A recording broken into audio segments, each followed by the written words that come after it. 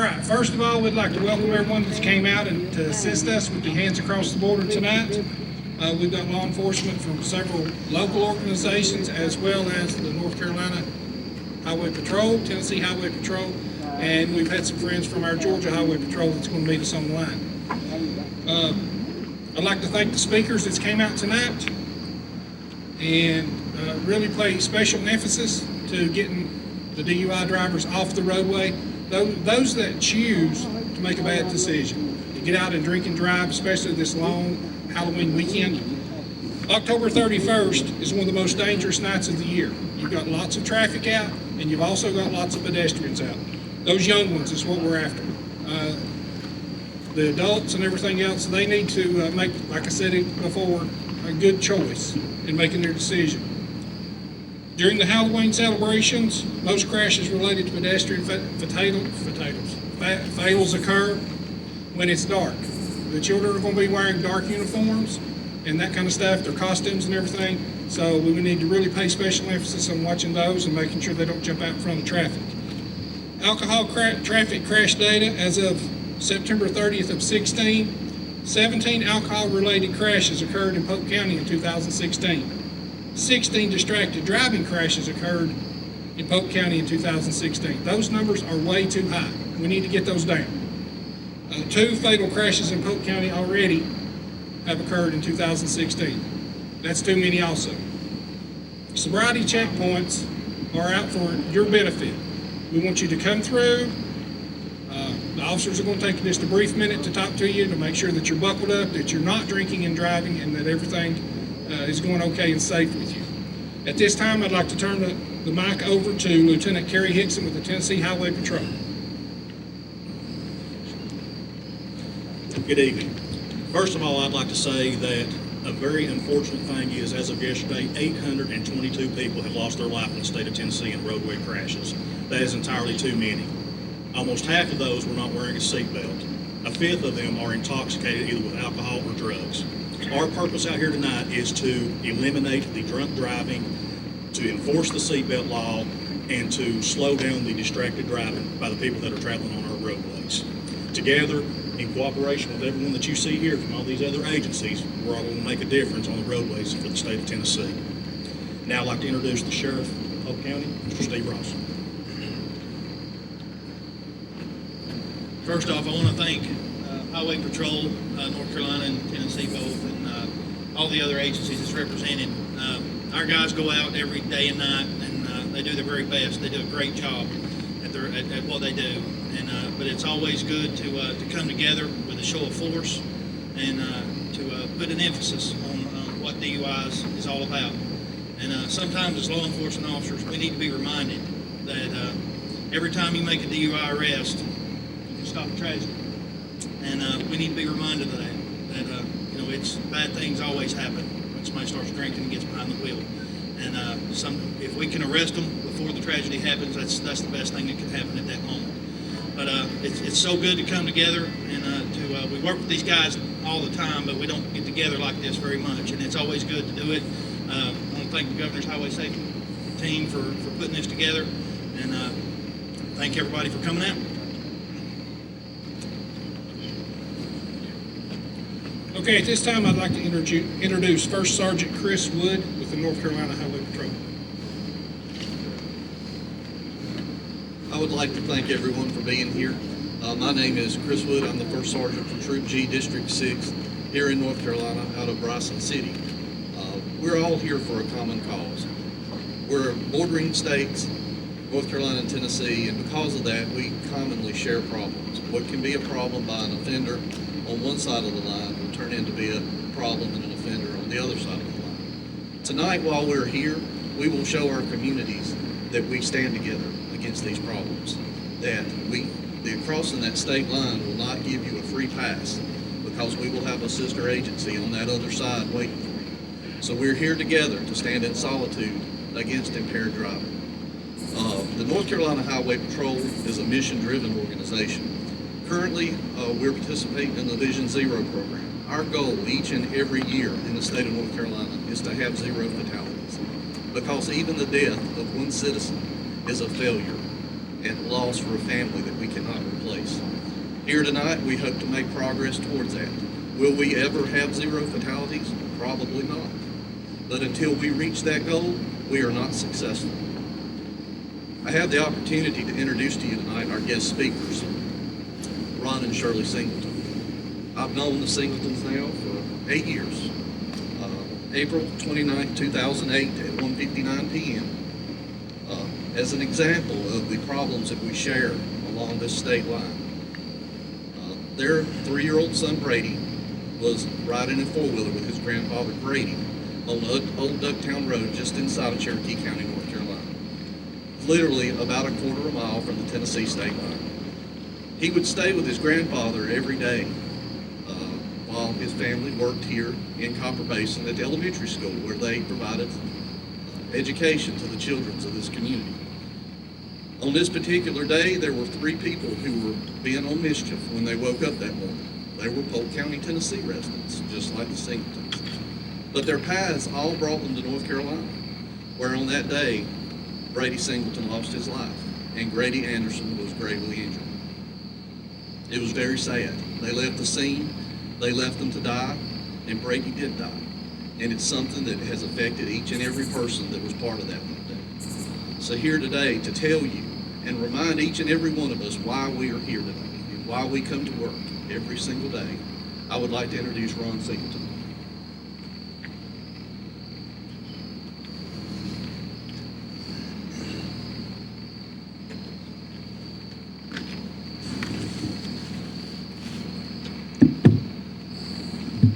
First, offer my gratitude to all the members of law enforcement here, and our family is so deeply appreciative of the work that you do, especially during this time of a lack of respect for law enforcement. Thank you so much. When Brady was born, he was named after his father-in-law, Grady Anderson. Brady and Grady. Grady taught 46 years at Hiawassee Dam, and my wife taught her whole career at Hiawassee Dam Elementary School, and I taught my whole career here at Copper Basin High School. For that reason, I think everyone knew Brady because we had gone through so many different people, taught so many different people. They all knew Brady. So people in Cherokee County, North Carolina, Fannin County, Georgia, and Polk County, Tennessee. He was handsome, he was smart, he was a personable little boy. And we wanted to make sure he had all the advantages he had. So we taught him about music and sports and travel and books. And he loved animals and loved to go to zoos. He loved we took him to the Knoxville Zoo. We took him to the Nashville Zoo twice, the Chattanooga Zoo. And he loved to go out to his grandparents' farm where he could see the animals on the farm. His favorite vehicle was a tractor. He had many toy tractors. We were going to make sure he was traveled, so we took him to the Niagara Falls. Before his death, we had tickets to take him to Hawaii for his 4th birthday, which he never got to do. His personality grew with him, and I want to tell you 2 little stories. Every parent has stories that they like to tell, and we were just like that too. He, if we said kiss it and make it better, if he fell down, we'd kiss his arm or something like that. And one day he had one of those heavy metal tractors and he dropped it on my shin, and it hurts. And I said, ouch. I said, Brady, you're going to have to kiss it and make it better. And he picked up that toy tractor and kissed it. The other thing was Brady was a thumb sucker, and we tried every way in the world to try to keep him from sucking his thumb. And one morning he was lying between us, and he was sucking his thumb, and I thought maybe if I sucked my own thumb and said yuck, that he wouldn't suck his. So I put my thumb in my mouth, and I pulled it down and said yuck. And Brady, the little Brady with his thumb in his mouth, he stuck it out and said, here, Daddy, try mine. Evidently his was a lot better than mine. But we fast forward to April 29th, 2008. Brady's 3 years, 9 months old. And that's the day that he was killed by drunk drivers. I put Brady in the car seat and kissed him for the last time, not knowing what was going to happen that day. My wife was dropping him off at her parents' house in North Carolina before the school day started. At about the same time, two men from Farner were planning to be drunk all day long. And their goal was to go to a liquor store in Murphy, North Carolina, and buy liquor and buy all they could with the money that they had. The driver was Nicholas Brumley, and the passenger was in this area known as Charlie Womble or Joey Womble, both of which were well known to law enforcement in our area. They purchased a half gallon and a pint of whiskey, and they started drinking before they got back to the Tennessee line. They at some point picked up another woman in North Carolina and continued drinking, 3 people in the cab of a truck. After lunch, Brady and Grady went out for a drive on Old Ducktown Road. And it was there, this little road that was a gravel road. Half of the road was in North Carolina, half in Tennessee. And at the end of that road, there was a beer joint. It's there that Brumley and Womble and Allen all stopped to buy more beer. They had run out of alcohol. They were refused because they were so drunk. The attendant there would not sell them any beer. Nicholas Brumley then tried to spin out, and the North Carolina Highway Patrol estimated he was going 35 to 40 miles per hour when he came in contact with Brady and Grady. The collision sent Brady into a creek, and the wreckage landed on top of him. Grady was thrown against a tree and was knocked unconscious. Brady tried to breathe, but he was face down in the creek, and he got mud and water all in his lungs until he passed away. Brumley and Womble and Allen thought no one had seen them. They looked around and didn't see anyone, so they fled the scene. They could have saved Brady in 10 seconds. It took me about that long when I tried it myself. I just scampered down to the creek and just tested how long it would take. 10 seconds to free Brady and save his life, but they didn't. I had just started my 4th period class, which was a block schedule at the school that you see off the hill here, Copper Basin High School. And I got the notice that Brady had been in a wreck and was at the hospital, which is next door. When I went into the hospital, I saw people running in and out of the emergency room with a look of terror on their faces. I will never forget it. I asked the secretary on duty if Brady was breathing when he was brought in, and she said no. About that time,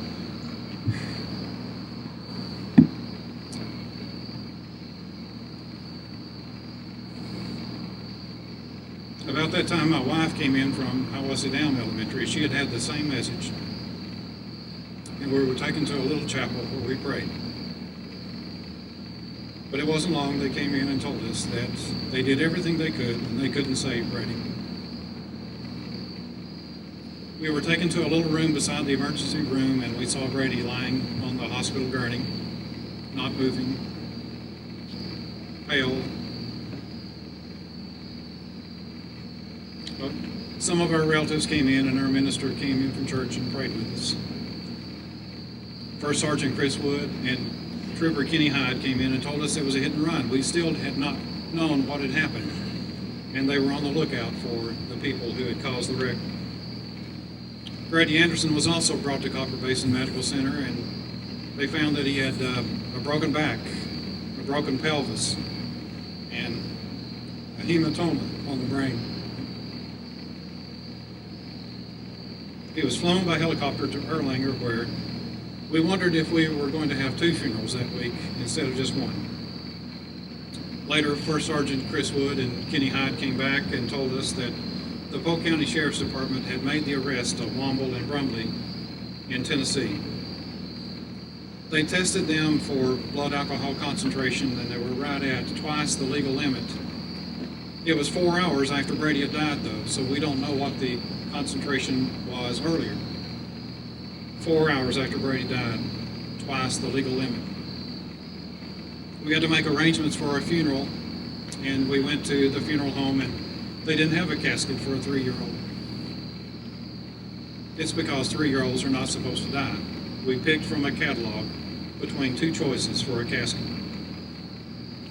When we received friends, the doors were opened at 4 o'clock, and the line was steady until midnight that night when the last person came through. My brother estimated 2,000 people came to the viewing. Two of those people were First Sergeant Chris Wood and Kenny Hyde, who braved the long lines around the funeral home to pay their respects. We'll never forget that. Some good-meaning people said, God will never put on you more than you could handle. And we knew that wasn't true because we had more on us than we could handle, and that's not what the Bible says. In that verse in Corinthians, it says, God will not tempt you more than you can handle, and He'll always give you a way out. Even Jesus on the cross said, my God, why hast thou forsaken me? He had reached his breaking point too. He had more than he could handle. We recognize that God is the one who gives us the grace and strength to get through this and bear it. Without Him, we couldn't. It's been a long healing process for us, and we know that God does not interfere in everything that happens on earth, and He didn't interfere in this one. We don't know the purpose of Brady's death. We don't have any idea. Maybe part of it is here tonight to alert other people about the dangers of drunk driving. I don't know.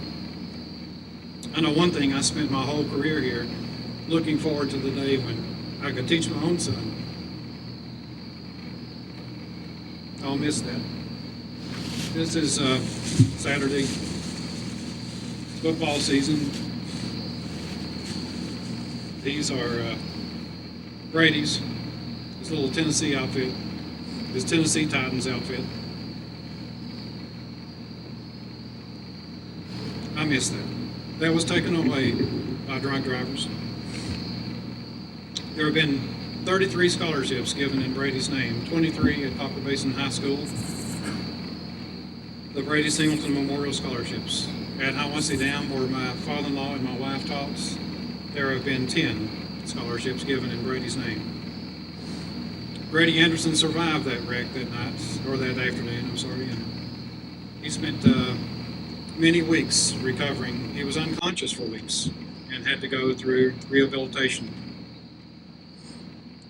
He died in 2014, still suffering emotionally and physically. So, thank you for all you do in trying to prevent others from drunk driving, trying to prevent others from having to go through the same thing that we have gone through. And I appreciate you and the job that you're doing. God bless you.